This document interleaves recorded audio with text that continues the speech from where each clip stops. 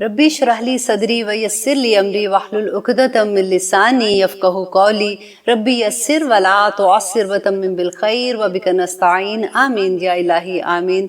अल्लाहुम्मा अन्फ़अना बिमा अल्लमतना व अल्लिमना मा यनफ़अुना व ज़िदना इल्मा। अल्लाहुम्मा इन्नी अस्अलुका इल्मन नाफ़िअ व रिज़्क़न तय्यबा व अमलन मुतक़ब्बला। सल्लल्लाहु अला हबीबिही सय्यिदिना मुहम्मदिन व आलिहि वसल्लम। अस्सलामु अलैकुम व रहमतुल्लाहि व बरकातुहू। कैसे हैं आप लोग? अल्हम्दुलिल्लाह, लास्ट टाइम आप लोगों ने जिसने भी मैसेज किया था उनको हमने हिफ्ज़ ग्रुप में शामिल कर लिया है। अगर आप में से कोई अभी रह गया है जिसने मैसेज किया था और अभी तक वो किसी ग्रुप में ऐड नहीं हुआ, तो आप लोग प्लीज़ हमें मैसेज कर दीजिए, दोबारा से आप लोगों को ऐड कर दिया जाएगा। और जो नए स्टूडेंट हैं, जो अभी नए डेफिनेटली अभी आप सुन रहे हैं, आई होप इंशाल्लाह तहरीम आपको अच्छे से बता भी देगी कि क्या, क्योंकि पुराने स्टूडेंट जो है उनको तो सब पता है, लेकिन जो नए स्टूडेंट हैं उनको वो ज़रूर गाइड करती रहेगी कि किस तरह से आपने अपना सबक सुनना है, किस दिन आपने सुनाना है, और हमारी इस्लाह एडमिन उसको कैसे देख रही हैं। जो लोग नए हैं, आज वो पहली दफ़ा अगर फॉर एग्जांपल प्रोग्राम देख रहे हैं, तो उनकी इन्फॉर्मेशन के लिए मैं बता दूं कि हम लोगों ने एक छोटा सा एक कोर्स स्टार्ट किया है जो कि हिफ्ज़ का है, और हिफ्ज़ हम करवा रहे हैं विद तजवीद, जो कि अभी हमने स्टार्ट किया हुआ है। 30th पारे की आखिरी 10 सूरतें हैं, उसके बाद इंशाल्लाह सूरत मल्क एंड सूरत मुज़म्मिल करवाएंगे।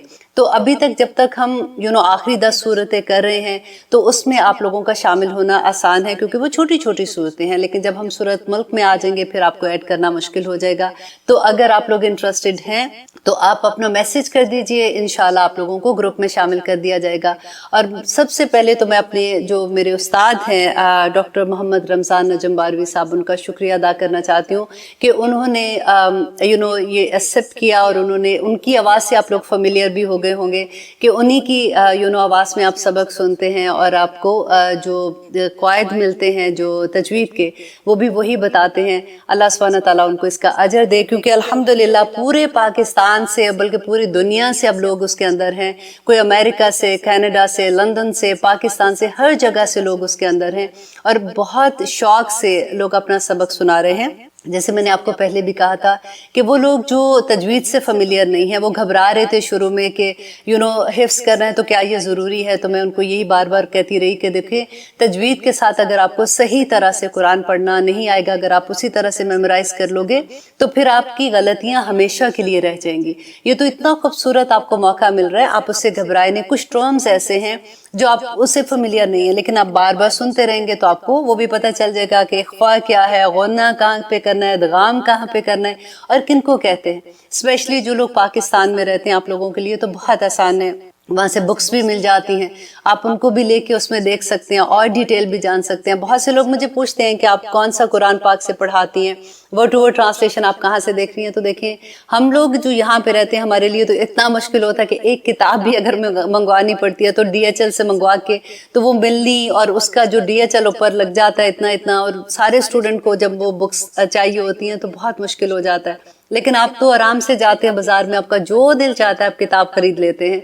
तो आप पाकिस्तान में तो बहुत आसानी से वर्ड टू वर्ड ट्रांसलेशन वाली बुक्स उर्दू में और इंग्लिश में आपको आसानी से मिल जाएंगी, तो आप वहाँ से भी ले सकते हैं। आप 30वां पारा ले लीजिए, आपको आसानी से याद करने में काफ़ी आसानी हो जाएगी इंशाल्लाह। आज हम अपने वही प्रोग्राम का आगाज़ करते हैं उससे कि जैसे हम सूरत माइदा कर रहे थे, और आज हम सूरत माइदा की आयत नंबर 36 करेंगे। और अब देखिए कि लास्ट टाइम हमने जो पढ़ा था कि हम हदूद के बारे में पढ़े थे, और हमने बड़ी डिटेल में पढ़ा था। अब वहाँ पे अल्लाह सुब्हानहू व तआला ने जो सज़ाएं बताई थी, कि जो हदूद कायम कर दी थी, कि जो चोरी करता है उसकी क्या है। अभी चोरी की तो इंशाल्लाह आज के प्रोग्राम में पढ़ेंगे कि जो डाका डालता है, जो कत्ल करता है, उसकी क्या सज़ा है। और हमने लास्ट टाइम ये भी देखा था कि क्यों हमें वो सज़ाएं अप्लाई करने के लिए हमारे दिल थोड़े से नरम हो जाते हैं, और हमारी हमदर्दियाँ टुवर्ड जालिम के चली जाती हैं कि देखो अब जो जिसके साथ हो गया, अब इसको तकलीफ ना दे, क्योंकि हम तकलीफ में किसी को देख नहीं सकते हैं। अब यहाँ पे अल्लाह सुब्हानहू व तआला वो हिकमत बता रहे हैं कि क्यों उनको वो सज़ा दी जा रही थी, کیونکہ اگر دنیا میں دیکھیں اگر ایک انسان کو اس کی سزا مل جاتی ہے، اگر وہ ناحق کسی کو قتل کرتا ہے، اگر کسی کو ہیوملیٹ کرتا ہے، اگر کسی کو نقصان پہنچاتا ہے، تو اللہ سبحانہ تعالیٰ نے جو سزائیں دی تھیں تاکہ وہ آخرت کی سزا سے بچ جائیں، کیونکہ آخرت کے جو جہنم کی سزا ہے وہ بہت بڑی سزا ہے۔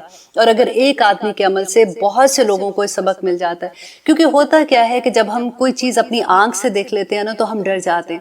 جیسے اگر فار ایگزامپل اگر کسی نے کسی کو ناحق قتل کیا، اگر اس کو سولی پہ چڑھانے کی سزا سب کے سامنے مل جاتی ہے تو جتنے لوگ بھی دیکھتے ہیں وہ اس سے خوفزدہ ہو جاتے ہیں، اور وہ پھر وہ گناہ کرنے سے باز آ جاتے ہیں۔ اسی طرح سے اللہ سبحانہ تعالیٰ دوزخ کا بھی نقشہ جو قرآن میں ہم بار بار پڑھتے ہیں کہ دوزخ کیا ہوگی، وہ آگ کیسی ہوگی، اس کے بارے میں جو احادیث نبی صلی اللہ علیہ وسلم نے بتائی تھی، وہ کیوں رویا کرتے تھے، وہ کیوں دعائیں کرتے تھے، پوری پوری رات دعا کرتے تھے اپنی امت کے لیے۔ اور آج ہم انشاءاللہ انہی آیات کو پڑھیں گے اور اس کو سمجھنے کی کوشش کریں گے کہ آیت نمبر 36 میں اب اللہ سبحانہ تعالیٰ کہتے ہیں ان الذین، بے شک وہ لوگ جو کفروا، جنہوں نے کفر کیا، لو اگر انا، بے شک لہم، ان کے لیے ہو، ما فی الارض، جو کچھ بھی زمین میں ہے، جمیعاً، سب کا سب کچھ جو کچھ زمین میں ہے، اگر سب کا سب بھی ان کو مل جائے، وَمِثْلَهُ، اور اسی کی مانند اور بھی، ماہو، ساتھ اس کے، لِيَفْتَدُوا، تاکہ وہ فدیے میں دے دیں، بِہِ، ساتھ اس کے، من عذابی، عذاب سے بچنے کے لیے، یوم القیامتی، قیامت کے دن، ما تقبلا، تو ہرگز نہیں قبول کیا جائے گا، منہم، ان سے، وَلَهُمْ، اور ان کے لیے، عذاب علیم، اور ان کے لیے دردناک عذاب ہے۔ دیکھیں نبی صلی اللہ علیہ وسلم نے فرمایا تھا کہ قیامت کے دن ایک جہنمی کو لایا جائے گا اور اس کو کہا جائے گا کہ اگر تمہیں پوری دنیا کی ہر نعمت، جتنی بھی اللہ سبحانہ تعالیٰ کی دنیا میں چیزیں ہیں، سب کی سب دولت، سب کا سب تمہیں مل جائے، تو کیا تم اپنے آپ کو آج عذاب، کیونکہ وہ تو اپنی آنکھ سے عذاب دیکھ چکا ہوگا نا، تو تم اپنے آپ کو بچانے کے لیے وہ تمام کی تمام چیزیں فدیے میں دو گے؟ تو وہ کہے گا کہ کیوں نہیں، ہاں میں ضرور دوں گا۔ تو اللہ سبحانہ تعالیٰ کہیں گے کہ یہ جھوٹ کہتا ہے، کیونکہ دنیا میں نے اس سے بہت کم کا مطالبہ کیا تھا، جب یہ اپنے باپ کی پشت میں تھا اس وقت میں نے اس سے عہد لیا تھا کہ تم میرے ساتھ کسی کو شریک نہ کرنا، تم شرک نہ کرنا، لیکن یہ شرک کیے بغیر نہیں رہ سکتے۔ اب دیکھیے شرک کی سزا کتنی بڑی ہے۔ اب جب ہم جہنم کا عذاب پڑھتے ہیں تو نبی صلی اللہ علیہ وسلم نے اس کا نقشہ کھینچا تھا۔ آج سے 1400 سال پہلے نبی صلی اللہ علیہ وسلم نے کہا تھا کہ لوگوں اس آگ سے بچ جاؤ، میں نے جہنم کی آگ دیکھی ہے، اور وہ آگ ایسی ہے جو کچھ نہیں چھوڑے گی۔ اور کس طرح کی آگ ہے انہوں نے اس کی جو ایکسپلینیشن دیا تھا وہ تھوڑا سا میں یہاں پہ آپ کو بتاتی ہوں کہ نبی صلی اللہ علیہ وسلم نے فرمایا، اللہ اکبر، کہ انہوں نے کہا کہ میں نے آگ دیکھی ہے، جہنم کی آگ جو دہکتی ہوئی بھڑکتی ہوئی آگ ہے، شعلے اگلتی ہوئی آگ ہے، اور جسم و جان سے چمٹ جانے والی آگ ہے۔ دنیا کی آگ سے 69 گنا زیادہ اس کی گرمی ہے۔ اس میں داخل ہونے والے کے لیے آگ کا لباس ہے، آگ کا بستر ہے، آگ کا سائبان ہے، آگ کی چھتریاں ہیں، آگ کی زنجیریں ہیں۔ انہوں نے خبردار کیا سب کو کہ لوگوں، آگ میں پیدا ہونے والے زہریلے سانپ جو ہیں وہ اونٹ کتنے بڑے ہوتے ہیں نا، اونٹوں سے بھی زیادہ بڑے ہیں، اور اس کے اندر جو بچھو ہیں وہ خچروں سے بھی زیادہ بڑے ہیں۔ اللہ اکبر۔ اور نبی صلی اللہ علیہ وسلم نے کہا تھا کہ اس میں کھانے کے لیے کانٹے دار درخت ہوں گے، اور اس میں پینے کے لیے بدبودار پیپ والا خون والا پانی ہو۔ یہ سارا کچھ نبی صلی اللہ علیہ وسلم نے بتایا تھا۔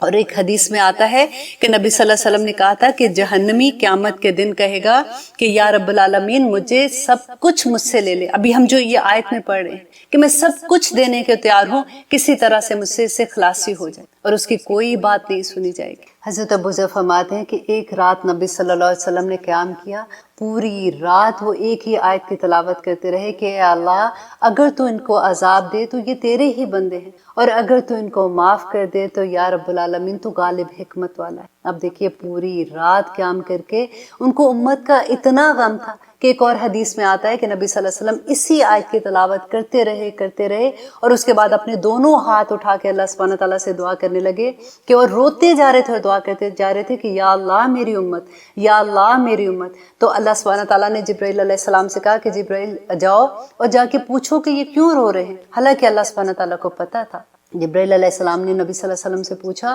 تو انہوں نے اپنی امت کے غم کے بارے میں ان کو بتایا۔ تو اللہ سبحانہ تعالیٰ نے کہا کہ جبرائیل جا کے نبی صلی اللہ علیہ وسلم کو ان کو کہہ دو جا کے کہ میں تمہیں تمہاری امت کے بارے میں خوش کر دوں گا، تم کو ناراض نہیں کروں گا۔ سبحان اللہ۔ اب دیکھیے کہ صحابہ کیونکہ ان کو نبی صلی اللہ علیہ وسلم کی ہر بات پہ منو انج یقین تھا، ان کی ہر بات کو وہ یوں سمجھتے تھے جیسے وہ اپنی آنکھ سے دیکھ رہے ہیں۔ ہم یہ آیات پڑھ کے کتنی دفعہ ہم نے یہ آیات پڑھی ہوں گی، ہمارا تو دل بھی نہیں دہلتا۔ اب دیکھیے حضرت عمر کہا کرتے تھے کہ اگر کوئی منادی آسمان سے کرنے والا یہ کہہ دے کہ تمام لوگ جنت میں جائیں گے سوائے ایک انسان کے، تو مجھے یہ ڈر ہوگا کہ وہ کہیں میں تو نہیں ہوں، اور اگر وہ یہ کہہ دے کہ تمام لوگ جہنم میں جائیں گے سوائے ایک کے، تو مجھے اپنے اللہ سے یہ امید ہے، اس کی رحمت سے یہ امید ہے کہ وہ ایک انسان بھی میں ہی ہوں گا۔ حضرت ابوبکر کہا کرتے تھے کہ اگر میرا ایک پاؤں جنت میں ہو اور ایک پاؤں بھی جنت سے باہر ہوگا، مجھے تب بھی یہ خوف ہوگا کہ کہیں اللہ سبحانہ تعالیٰ میری کوئی عمل ایسا نہ ہو جائے کہ میں جنت میں نہ جا سکوں، تب تک میں ڈرتا رہوں گا۔ ایک دفعہ حضرت عروہ جو ہیں حضرت اسما کے بیٹے تھے اور حضرت عائشہ کے بھانجے تھے نا، تو ان کی عادت تھی کہ وہ ہر صبح آتے تھے اور حضرت عائشہ کو سلام کر کے پھر وہ اپنے کام کے لیے نکل جاتے تھے۔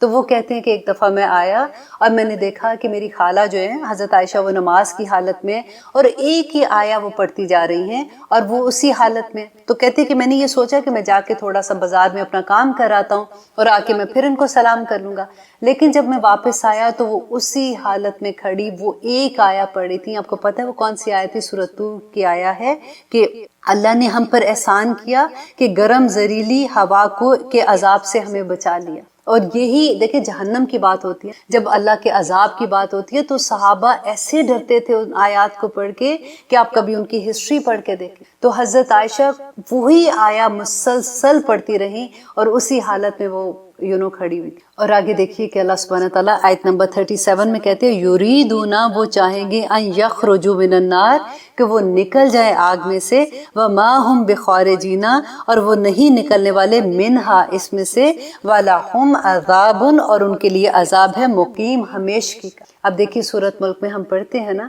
کہ وَلِلَّذِينَ كَفَرُوا بِرَبِّهِمْ عَذَابُ جَهَنَّمَ وَبِئْسَ الْمَصِيرُ، اور وہ لوگ جنہوں نے اپنے رب کے ساتھ کفر کیا ان کے لیے جہنم کا عذاب ہے اور وہ بڑا برا ٹھکانہ ہے۔ اور اللہ سبحانہ تعالیٰ آگے جہنم کی جو بتاتے ہیں کہ اذا القوا فیہا سامعوا لہا شہیقا وہی تفور، جب اس میں ڈالا جائے گا وہ جہنم کی چیخو پکار سنیں گے، تکادو تمیز من الغیظ، اللہ اکبر، کہ وہ ایسے چیخ رہی ہوگی کہ وہ غصے سے پھٹ پڑے گی۔ اور آگے دیکھیے کہ وہ پھر اللہ سبحانہ تعالیٰ کہتے ہیں کلما القی فیہا فوج سألہم خزنتها الم یاتکم نذیر، کہ وہ دوزخ کے دروغے پوچھیں گے کہ کیا تمہیں کوئی ڈرانے والا نہیں آیا تھا۔ اور آگے دیکھیے اسی لیے تو ہمیں ہر رات کو اس کو پڑھنے کے لیے کہا جاتا ہے کہ دوزخ یہ قبر کے عذاب سے بچاتی ہے، کیونکہ ہم جب ایسی آیات پڑھیں گے، جب ہمیں سمجھ آئے گی تو ہمارے عمل میں ڈھلے گے نا۔ اللہ سبحانہ تعالیٰ نے سورۃ عبس میں جو دوزخ کے بارے میں، جو قیامت کے دن کے بارے میں کہا کہ یوم یفر المرء من اخیہ وامہ وابیہ وصاحبتہ وبنیہ، کہ وہ اس دن ہر بندہ جو ہے وہ بھاگے گا اپنے باپ سے، اپنے بیٹے سے، اپنی بیوی سے، ہر رشتے سے بھاگے۔ کدھر جائیں گے ہم؟ دیکھیے ہمیں جب سمجھ آتی ہے نا پھر ہی ہم اللہ سبحانہ تعالیٰ سے دعا کرتے ہیں کہ یا رب العالمین ہمارے عمل بہتر کر دے، کیونکہ دیکھیں دنیا آخرت میں تو جو ہماری جانیں ہیں وہ اللہ سبحانہ تعالیٰ کے پاس گروی ہیں، ان کو چھڑانے کے لیے ہمیں کیا کرنا پڑے گا؟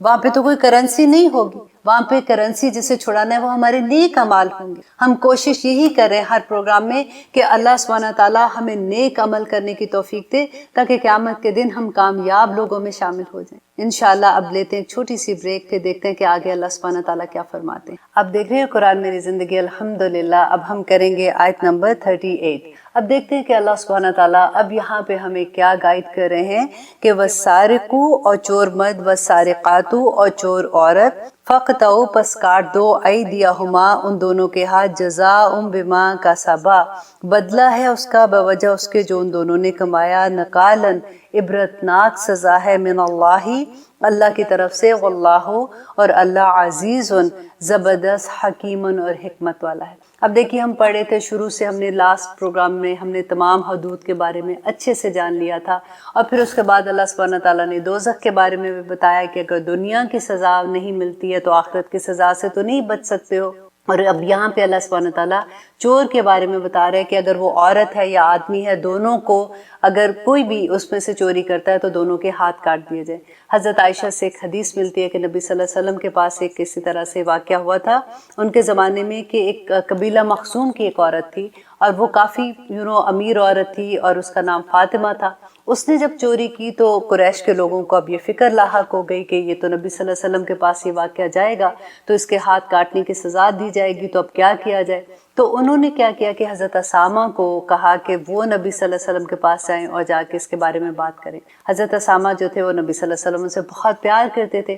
جب وہ ان کے پاس گئے اور انہوں نے اس عورت کے بارے میں ان سے بات کی تو نبی صلی اللہ علیہ وسلم نے حیرت سے کہا کہ اسامہ، تم اللہ کی حدود میں سے ایک حد کی بات کرنے آئے ہو، اس کے لیے سفارش کرنے آئے ہو؟ خدا کی قسم اگر یہ فاطمہ بنت محمد بھی ہوتی تو میں اس کے لیے یہی حکم دیتا۔ اور اب دیکھیے کہ ایک اور واقعہ ملتا ہے کہ ایک صحابی تھے سفیان بن امیہ، ایک دن وہ مسجد میں لیٹے ہوئے تھے اور انہوں نے اپنی جو چادر تھی اس کو تکیہ سا بنا کے اپنے سر کے نیچے رکھا، تو ایک آدمی وہاں سے گزرا تو اس نے آرام سے ان کی چادر جو ہے وہ نکال لی، اور وہ جیسے وہ جانے لگا تو ان کی آنکھ کھل گئی، انہوں نے اس آدمی کو پکڑ لیا اور اس کو وہ لے کے نبی صلی اللہ علیہ وسلم کے پاس آئے، اور نبی صلی اللہ علیہ وسلم نے اس پہ حد قائم کرنے کی اس کو سزا دی کہ اس کے ہاتھ کاٹ دیے جائے۔ اب جیسے ہی اس کو سزا ملی تو سفیان کے دل میں بڑی ہمدردی پیدا ہوئی اور اس نے کہا کہ یا رسول اللہ میں اس کو معاف کرتا ہوں۔ تو نبی صلی اللہ علیہ وسلم نے کہا کہ سفیان، تم میرے پاس لانے سے پہلے تم نے اس کو معاف کیوں نہیں کیا؟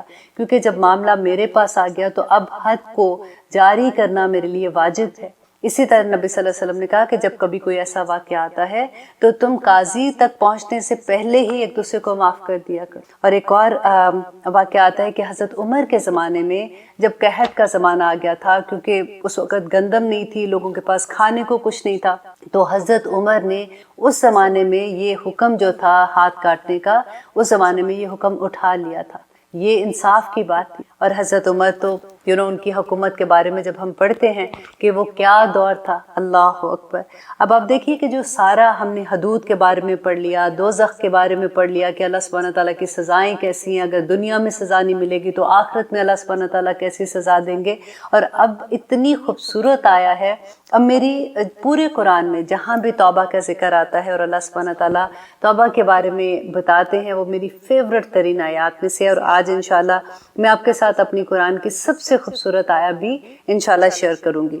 اب آیت نمبر 39 میں اللہ سبحانہ تعالیٰ کہتے ہیں فَمَن تَابَ، بس جو کوئی توبہ کر لے، مِن بَعْدِ ظُلْمِهِ، بعد اس کے اپنے ظلم کے، وَأَصْلَحَ، اور وہ اصلاح کر لے، فَإِنَّ اللَّهَ، تو بے شک اللہ سبحانہ تعالیٰ، یتوب، مہربان ہوگا، علیہ، اس پر، ان اللہ، بے شک اللہ، غفور الرحیم، بہت بخشنے والا اور نہایت رحم کرنے والا ہے۔ اب دیکھیے پہلے سارا کچھ بتانے کے بعد اللہ سبحانہ تعالیٰ کہتے ہیں کہ دیکھو اگر تم توبہ کر لیتے ہو اور تم اپنی، لیکن پھر دیکھیں شرط ہے، توبہ کر کے پھر اپنی اصلاح کر لیتے ہو تو اللہ سبحانہ تعالیٰ بڑا مہربان ہے۔ دیکھیں نبی صلی اللہ علیہ وسلم نے کیا بتایا تھا کہ دیکھو تم گناہوں کو چھوٹا نہ سمجھو، کہ چھوٹے چھوٹے گناہ بھی تم یہ سوچو کہ تم کس ہستی کی نافرمانی کر رہے۔ ایک اور آیا میں آپ کے ساتھ یہاں پہ شیئر کرنا چاہوں گی کہ جو میری فیورٹ آیا ہے، سورۃ زمر کی آیت نمبر 35 اور 34 میں اللہ سبحانہ تعالیٰ کہتے ہیں قل، کہہ دو، یا عبادی، اے میرے بندو۔ دیکھیے یہ مسلمان کو صرف اللہ سبحانہ تعالیٰ نہیں کہہ رہے، تمام انسانیت کو کہہ رہے ہیں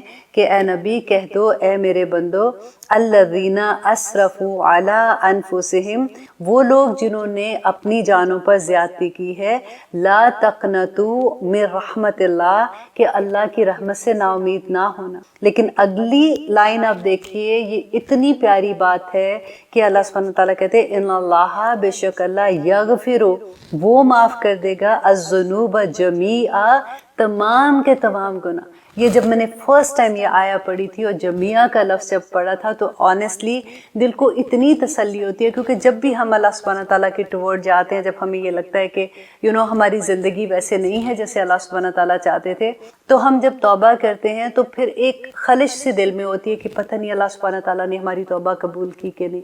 لیکن پھر جب یہ والی آیا پڑھتے ہیں تو اتنی تسلی ہوتی ہے کہ اللہ سبحانہ تعالیٰ تو کہتے ہیں میں تمام کے تمام تمہارے گناہ معاف کر دوں گا، سبحان اللہ۔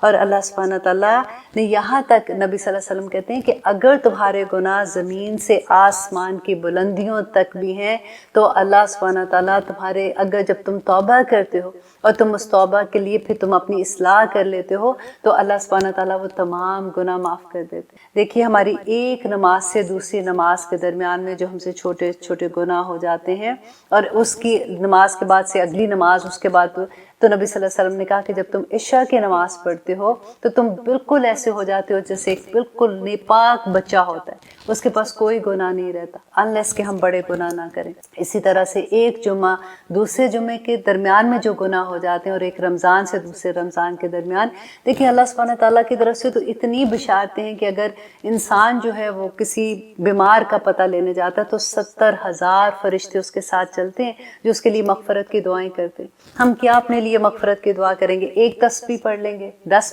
تسبیحیں پڑھ لیں گے، 100 تسبیحیں پڑھ لیں گے، جہاں پہ 70,000 فرشتے، اگر ہم صبح کے ٹائم پہ جاتے ہیں تو رات تک، اور اگر ہم رات کو جاتے ہیں تو صبح تک مغفرت کی دعا کریں۔ سبحان اللہ۔ نبی صلی اللہ علیہ وسلم کہا کرتے تھے کہ میں دن میں 100 مرتبہ، اور کئی جگہ پہ ڈفرینٹ آتا ہے کہ 70 مرتبہ اللہ سبحانہ تعالیٰ سے ہر روز مغفرت کی دعا کرتا ہوں۔ تم بھی اللہ سبحانہ تعالیٰ سے استغفار کیا کرو۔ ایک واقعہ آتا ہے، کفل کا واقعہ آتا ہے۔ حضرت عمر کہتے ہیں کہ نبی صلی اللہ علیہ وسلم کہتے ہیں کہ کفل ایک آدمی تھا، بنی اسرائیل میں ایک آدمی تھا، بہت گناہ گار تھا، بے انتہا گناہ کرتا تھا اور اپنے گناہ پہ شرمندہ بھی نہیں ہوتا تھا۔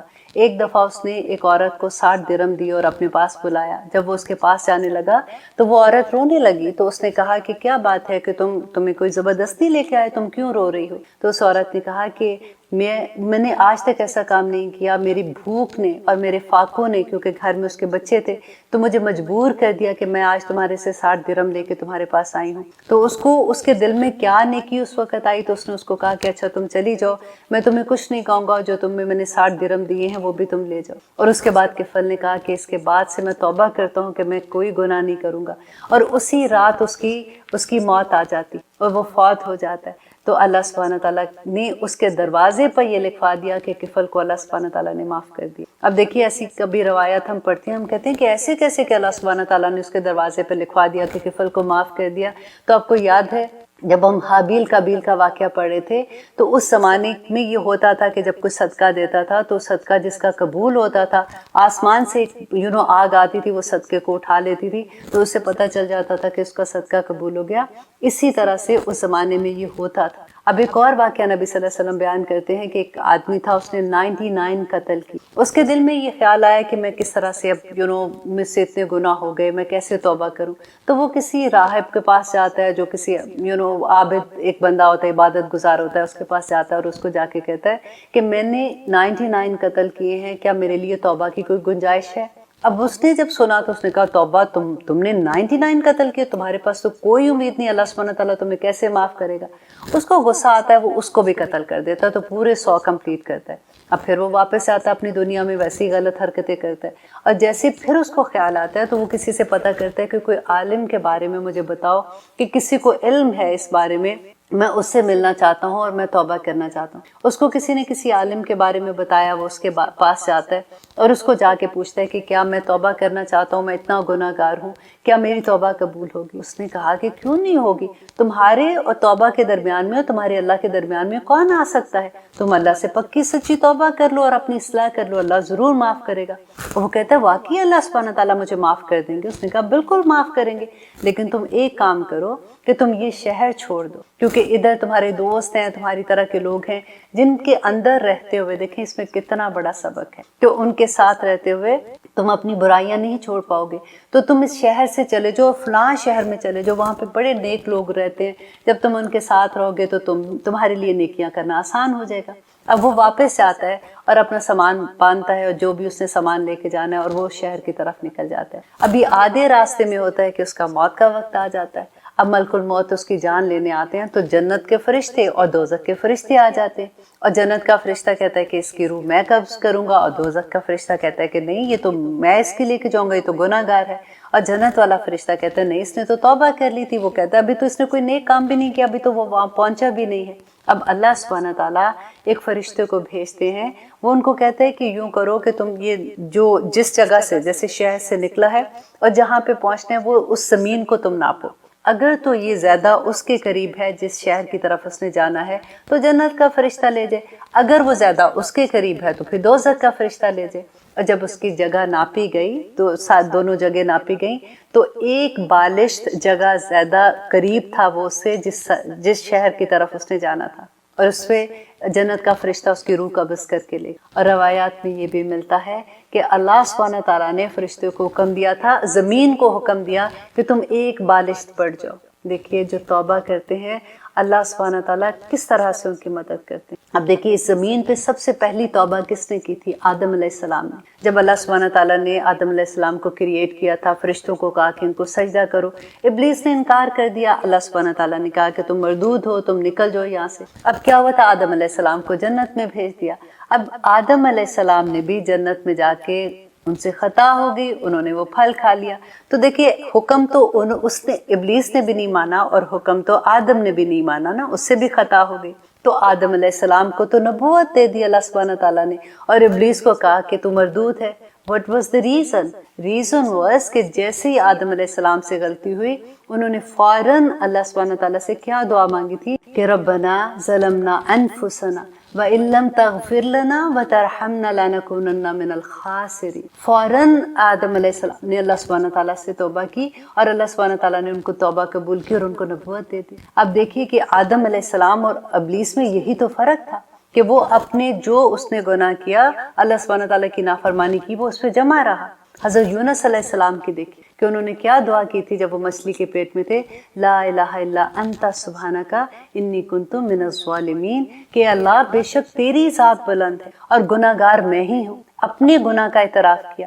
دیکھیے جب ہم توبہ کرتے ہیں تو سب سے پہلے ہمیں یہ پتہ تو ہونا چاہیے کہ ہم کون سے گناہ کی توبہ کر رہے ہیں۔ پہلے ہمیں اس کا اعتراف کرنا چاہیے کہ یا اللہ مجھ سے یہ گناہ ہو گیا ہے، مجھے معاف کر دیں اور میں اپنی اصلاح کرنا چاہتا ہوں۔ پھر اللہ سبحانہ تعالیٰ بھی مدد کرتے ہیں۔ اور اب دیکھیے لیتے ایک چھوٹی سی بریک، اور اب دیکھتے ہیں کہ اللہ سبحانہ تعالیٰ آگے ہمیں کیا فرماتے ہیں۔ اب دیکھ رہے ہیں قرآن میری زندگی الحمدللہ۔ اب ہم کریں گے آیت نمبر 41، جس میں اللہ سبحانہ تعالیٰ نبی صلی اللہ علیہ وسلم کو یہ بتا رہے ہیں کہ اب یہود کا جو فیصلہ ہے، ان کے معاملات کے جو فیصلے ہیں کہ وہ قرآن کے مطابق ہوں گے یا توراہ کے مطابق، یا ان کی جو بھی انہوں نے اب توراہ کا جو قانون بدل دیے ہوئے تھے اس کے مطابق فیصلے ہونے۔ کیونکہ نبی صلی اللہ علیہ وسلم جب مدینہ تشریف لاتے ہیں تو ان کا پہلی دفعہ واسطہ وہاں پہ یہود کے ساتھ پڑتا ہے۔ اب یہود کے پہلے سے وہاں پہ بنو نذیر اور بنو قریظہ دو قبیلے پہلے سے آباد تھے۔ اب ہوتا کیا تھا کہ بنو نذیر جو تھا یہ ایک امیر قبیلہ تھا، بڑی شان و شوکت تھی اور یہ اپنے آپ کو بہت بڑا سمجھتے تھے، اور بنو قریظہ کے جو لوگ تھے یہ غریب لوگ تھے اور ان کو یہ دبا کے رکھتے تھے۔ اگر ایسا ہوتا تھا کہ بنو قریظہ کا کوئی شخص بنو نذیر کے کسی بندے کو قتل کر دیتا تو اب غلام کو قتل کر دیتا تھا تو وہ اس کے آزاد بندے کو قتل کرتے اور پھر سادیت بھی لیتے تھے، اور پھر انہوں نے رکھا ہوا تھا کہ اگر فار ایگزامپل بندہ ان کا قتل ہو جاتا ہے تو اس کی جگہ پہ وہ 70 وسق کھجور دیا کرتے تھے، تو اس کو بھی ڈبل لیا کرتے تھے۔ لیکن اگر ایسا ہوتا تھا کہ ان کے بنو نذیر کے کسی بندے سے کوئی قتل ہو جاتا تھا تو بنو قریظہ کے بندے سے یہ صرف 70 وسق کھجور دے کے معاملہ ختم کر دیتے تھے۔ اور اس کے علاوہ بھی اگر کوئی بھی معاملہ ایسا ہوتا تھا تو ان کے ساتھ بڑی ظلم و زیادتی کرتے تھے۔ اب ہوا کیا کہ جب نبی صلی اللہ علیہ وسلم مدینہ تشریف لاتے ہیں تو بنو قریظہ کے لوگوں نے دیکھا کہ یہ تو ان کا معاملہ جو بھی ہوتا ہے یہ تو انصاف کی بنا پہ معاملہ کرتے ہیں۔ تو نبی صلی اللہ علیہ وسلم کو دیکھیے، ہم نے قرآن میں پڑھا نا کہ یہ نبی صلی اللہ علیہ وسلم کو یوں پہچانتے تھے جیسے اپنے بیٹوں کو پہچانتے، تو ان میں اور بنو نذیر میں بڑے پڑھے لکھے عالم تھے۔ دے نو کہ نبی صلی اللہ علیہ وسلم جو ہیں وہ آخری نبی ہیں اور یہ نبی جو ہیں یہ برحق ہیں، لیکن کیونکہ جیلسی تھی اور اس وجہ سے انہوں نے نبی صلی اللہ علیہ وسلم کو نہیں مانا تھا۔ لیکن بنو قریظہ کیونکہ اپنے لوگوں سے تنگ آ گیا ہوا تھا، انہوں نے کہا کہ ہم اپنے، کیونکہ ہم رہتے تو ایک ہی شہر میں، ایک مدینہ میں، تو ہم اپنے معاملات کا فیصلہ نبی صلی اللہ علیہ وسلم سے کروائیں گے۔ اب جیسے بنو نذیر کو یہ پتہ چلا تو وہ تو پریشان ہو گئے کہ یہ کیا، یہ تو اپنا حکم ان کو بنا لیں گے، اور انہوں نے پہلے تو بڑی کوشش کی کہ کسی طرح سے معاملہ وہاں تک نہ پہنچے، لیکن جب انہوں نے یہ دیکھا کہ معاملہ ان کے ہاتھ سے نکل گیا ہے تو انہوں نے کہا ٹھیک ہے پہلے ہم یوں کرتے ہیں، کیونکہ معاملہ یہی تھا کہ کسی کا قتل ہو گیا تھا، تو انہوں نے یہ کہا کہ پہلے ہم فرضی ایک بندہ بھیجتے ہیں۔ نبی صلی اللہ علیہ وسلم کے پاس بھیجا اور انہوں نے کہا کہ اگر ایسا معاملہ ہوتا ہے کہ کسی کا قتل ہو جاتا ہے تو آپ اس کے بارے میں کیا سزا دیں گے؟ تو نبی صلی اللہ علیہ وسلم نے جو سزا تھی بتا دیا کہ قتل کے بدلے میں قتل ہے، اور قصاص کا سارا انہوں نے بتا دیا کہ ایسا ہے۔ تو انہوں نے کہا کہ نہیں یہ تو غلط بات ہے، ہم تو نہیں مانیں گے، انہوں نے ماننے سے انکار کر دیا۔ تو ہوتا کیا تھا کہ یہ کیا کہتے تھے کہ اگر فیصلہ ایسا ہے کہ جو ہمارے حق میں جانے والا فیصلہ ہے تو ہم مانیں گے، اور اگر نہیں ہے تو ہم نہیں مانیں گے۔ تو اس پہ یہ آیت نازل ہوئی۔ اور ایک اور واقعہ ہوا تھا کہ ایسے زنا کا ایک کیس ہوا تھا، شادی شدہ تھے دونوں، لڑکا اور جو لڑکی تھے، تو وہ بھی معاملہ جب نبی صلی اللہ علیہ وسلم کے پاس آتا ہے تو جبرائیل علیہ السلام ان کو نبی صلی اللہ علیہ وسلم کو بتا دیتے ہیں کہ ان کا فیصلہ جو ہے یہ رجم اس کی سزا ہے. تو جب نبی صلی اللہ علیہ وسلم ان کو بتاتے ہیں تو وہ اس کو ماننے سے ان کو ہوتا ہے کہ تھوڑا سا کہ ہم ایسا فیصلہ ہم نہیں مانیں گے. تو نبی صلی اللہ علیہ وسلم ان کو کہتے ہیں کہ اچھا تمہارا ایک عالم ہے اور وہ ابن سوریہ کا نام ہے اس کا, اور وہ اس شہر میں رہتا ہے. انہوں نے بتایا سارا, جبرائیل علیہ السلام نے ان کو ساری نشانیاں بتا دی تھی. تو انہوں نے کہا کہ ہاں وہ تو بہت بڑے عالم ہے اور اس پائے کا تو ہمارے اندر کوئی عالم ہے ہی نہیں ہے. تو انہوں نے کہا کہ ٹھیک ہے تم اس کو اپنا حکم بنا لو اور اپنا جج بناؤ اور وہ فیصلہ اس کے بارے میں کرے گا. جو دن مقرر ہوا اس دن یہ سارے جمع ہوئے اور آ کے نبی صلی اللہ علیہ وسلم نے ان کو پوچھا, ابن سوریہ کو, کہ ابن سوریہ میں تمہیں قسم دیتا ہوں تم مجھے صرف یہ بتاؤ کہ تمہاری توراہ میں تمہیں اللہ سبحانہ تعالیٰ نے اس کے بارے میں, زنا کے بارے میں کیا حکم دیا ہے. تو اس نے کہا کہ اگر آپ مجھے قسم نہ دیتے تو میں کبھی آپ کو سچ نہ بتاتا کہ ہماری کتاب میں بھی رجم ہی اس کی سزا ہے. تو اس کے بارے میں پھر یہ آیت اتری تھی کہ کس طرح سے یہ نبی صلی اللہ علیہ وسلم کے پاس آتے تھے اور کیسے یہ جھوٹ بولتے تھے اور کیسے جو فیصلے ان کے ایسے ہوتے تھے کہ جو اپنی ان کو لگتا تھا مشکل ہے تو ان کے پاس آ جاتے تھے کہ شاید یہاں پہ کوئی آسانی مل جائے, اور اگر یہاں کا فیصلہ ان کو پسند نہیں آتا تھا تو ماننے سے انکار کر دیتے تھے. بیسیکلی یہ نبی صلی اللہ علیہ وسلم کو دھوکے میں رکھتے تھے. تو یہاں پہ اللہ سبحانہ تعالیٰ آیت نمبر 41 میں کہہ رہے ہیں کہ یا ایھا الرسول, اے رسول. دیکھیے یہ پہلا مقام ہے ابھی تک کہ جہاں پہ پہلی دفعہ اللہ سبحانہ تعالیٰ نبی صلی اللہ علیہ وسلم کو رسول کے نام سے پکار رہے ہیں. پورے قرآن میں 2 مقام ایسے ہیں, اور دوسرا بھی اسی سورہ میں سورۃ المائدہ کی آیت نمبر 66 میں ہے جہاں پہ اللہ سبحانہ تعالیٰ نبی صلی اللہ علیہ وسلم کو رسول کہہ کے پکارے ہیں. یہ بہت بڑا مقام ہے. اور اللہ سبحانہ تعالیٰ کہتے ہیں لا یحزنک, نا غمگین کریں آپ کو, الذین, وہ جو یسارعون فی الکفر, جو کفر میں دوڑ دھوپ کر رہے ہیں, جو بھاگ رہے ہیں نافرمانی کرنے میں, گناہ کرنے میں دوڑ رہے ہیں, آپ ان کی وجہ سے پریشان نہ ہوں. من الذین, ان لوگوں میں سے جو قالو کہتے ہیں آمنا, ہم ایمان لائے, بافواہہم, اپنے منہوں سے, ولم تؤمن, حالانکہ نہیں ایمان لائے, قلوبہم, ان کے دل, کہ یہ منہ سے کہتے ہیں لیکن ان کے دل ابھی بھی ایمان نہیں لائے. تو یہ کون لوگ تھے؟ جو منافق تھے, کہ وہ منہ سے کہتے تھے کہ ہم ایمان لائے ہیں لیکن ان کے دل ابھی تک ایمان لانے والے نہیں. تو اللہ سبحانہ تعالیٰ نبی صلی اللہ علیہ وسلم کو پہلے سے بتا رہے ہیں وَمِنَ الَّذِينَ هَادُوا, اور دوسرے وہ لوگ جو یہودی ہو بن گئے, سَمَّاعُونَ لِلْكَاذِبِ, اور وہ بہت زیادہ سننے والے ہیں جھوٹ کو. اب یہاں پہ سننے والوں کا دیکھیں جو لفظ ہے کہ وہ کیا کرتے تھے کہ وہ جاسوسی کرنے آتے تھے اور وہ سنتے سچ تھے لیکن وہ جا کے جھوٹ بتاتے تھے کہ کیا ہوا. آج آپ دیکھیے اسی بات کو, آپ دیکھیے کہ یہود کے بارے میں ہے نا, سماعون للکاذب, کہ وہ جھوٹ کو بہت زیادہ سننے والے, سماعون, وہ بہت سننے والے ہیں, لقوم آخرین, دوسری قوم کے لیے, کہ نبی صلی اللہ علیہ وسلم کی محفل میں آتے تھے, بیٹھتے تھے, اور جو باتیں نبی صلی اللہ علیہ وسلم کے, وہاں تو کوئی جھوٹی بات نہیں ہوتی تھی, تو وہاں پہ بات سن کے اپنے پاس سے اس میں جھوٹ ایڈ کر کے سچی بات میں تو جا کے دوسروں کو بتا دیتے تھے, کہ جا کے ان کی جاسوسی کرنے آتے تھے بیسیکلی, کہ وہ تو یہ کہہ رہے ہیں, وہ یہ کہہ رہے ہیں, اور پھر ان کو یہ ہوتا تھا کہ ہمیں کوئی ایسی بات پتہ چل جائے تاکہ ہم اس کو دیکھیں کہ یہ کس طرح سے یہ کہہ رہے ہیں, تاکہ ہم کل کو ان کے اگینسٹ کوئی حملہ کرنا ہوگا یا کچھ بھی کرنا ہوگا تو ہمیں پتہ ہوگا. اب دیکھیے اسی بات سے نبی صلی اللہ علیہ وسلم نے کہا تھا کہ مجلس میں جو بات ہوتی ہے نا وہ امانت ہوتی ہے. اگر ہمیں بھی کوئی بات بتاتا ہے تو وہ امانت ہوتی ہے. آپ ایسے نہیں ہوتا کہ آپ کسی کی بات سنیں اور آپ جا کے دوسرے کو بتا دیں, انلیس کہ وہ آپ کو پرمیشن ہو اس بات کی, یا اس نے اوپن بات کی ہے تو آپ کسی کو بتا دیتے ہیں. لیکن اگر آپ کو کوئی بھی بات بتاتا ہے تو وہ بات آپ کے پاس امانت ہوتی. اور یہ کیا کرتے تھے کہ وہ باتیں سنتے تھے اور اس میں جھوٹ لگا کے, اور آج کل دیکھیے آج کل یہود کے اس آیا کا نبی صلی اللہ علیہ وسلم کے زمانے میں بھی ابھی اس طرح کا نہیں ملتا کہ اس وقت اتنے زیادہ یہ ایسے تھے جتنا آج اس کا ملتا ہے. کہ دیکھیے آج کل میڈیا کس کے ہاتھ میں ہے, اور اس میں کتنا کس طرح سے جس ملک کو چاہے اوپر لے جاؤ, جس ملک کو چاہے نیچے گرا دو, جس انسان کو چاہے اس کو عزت اتار دو, جس انسان کو چاہے اس کو عزت بٹھا دو. سچ کے ساتھ جھوٹ ملا کے یوں پیش ہوتا ہے کہ پتہ ہی نہیں چلتا کہ سچ کیا ہے اور جھوٹ کیا ہے. آپ میڈیا کی جب سٹوری پڑھیں گے کہ اس کے پیچھے ہاتھ کس کا ہے تو آپ کو اس آیت کی بڑی اچھی طرح سے سمجھ آ جائے گی. اور آگے اللہ سبحانہ تعالیٰ کہتے ہیں لم یاتوکا, کہ نہیں وہ آتے آپ کے پاس, وہ لوگ جو نبی صلی اللہ علیہ وسلم کے پاس نہیں آتے تھے, ان کے بڑے بڑے جو علماء تھے اور ان کے بڑے لوگ تھے جو نبی صلی اللہ علیہ وسلم کی محفل میں نہیں آتے تھے, یہ ان کے لیے آتے تھے اور ان کو جا کے خبریں دیتے تھے کہ وہ تو یہ کہہ رہے ہیں, وہ تو یہ کہہ رہے ہیں. یحرفون, وہ بدل دیتے ہیں الکلمہ کلمہ کو من بعد مواد ہی اس کی جگہوں سے، کہ مینس کہ وہ اس کی بات ہی کو بدل دیتے تھے. اور ان کی یہ خصوصیت پہلے بھی ہم پڑھ چکے ہیں کہ اللہ سبحانہ تعالیٰ کہتے تھے کہ یہ بات کو ہی بدل دیتے ہیں، کلمے کو اپنی جگہ سے بدل دیتے تھے. یقولون وہ کہتے ہیں ان اگر اوتیتم دیے جاؤ تم ہاذا یہ فخذوہ تو پھر لے لو، کہ مطلب اگر تمہیں تمہارے مطابق اگر وہ فیصلہ دیتے ہیں تو تم قبول کر لو، لیکن اگر وہ تمہارے مطابق فیصلہ نہیں دیتے تو پھر تم کوئی نہیں ماننا. وَإِنْ اور اگر لم نہ تو اگر نہ دیے جاؤ اسے فخذروہ تو پس تم بچو اسے، پھر تم اس کو نہ ماننا. وَمِنْ يُرِدِ اللَّهُ اور جو کوئی ارادہ کر لے اللہ فتنتہ اس کی آزمائش کا، فلن تو ہرگز نہیں تملکا. دیکھیں یہ آیت کتنی سخت ہے کہ اللہ سبحانہ تعالیٰ کہتے ہیں کہ وَمَنْ يُرِدِ اللَّهُ اور وہ جو ارادہ کر لے اللہ فتنتہ اس کی آزمائش کا، فلن تملکا تو ہرگز نہیں آپ مالک ہو سکتے. کس کو کہہ رہے ہیں اللہ سبحانہ تعالیٰ؟ نبی صلی اللہ علیہ وسلم کو کہہ رہے ہیں کہ اگر اللہ کسی کو آزمائش میں ڈالنے کا ارادہ کر لے، فتنے میں ڈالنے کا ارادہ کر لے، تو کوئی اس کو لہو اس کے لیے کوئی بھی مددگار نہیں ہو سکتا من اللہ اللہ کے ساتھ شیئا کسی بھی چیز میں. شیئا دیکھیں نکرہ ہے، کوئی چیز کسی قسم کا بھی اللہ سبحانہ تعالیٰ کہتے ہیں کہ وہ اللہ اگر ارادہ کر لے تو کوئی اس کو نہیں سنبھال سکتا.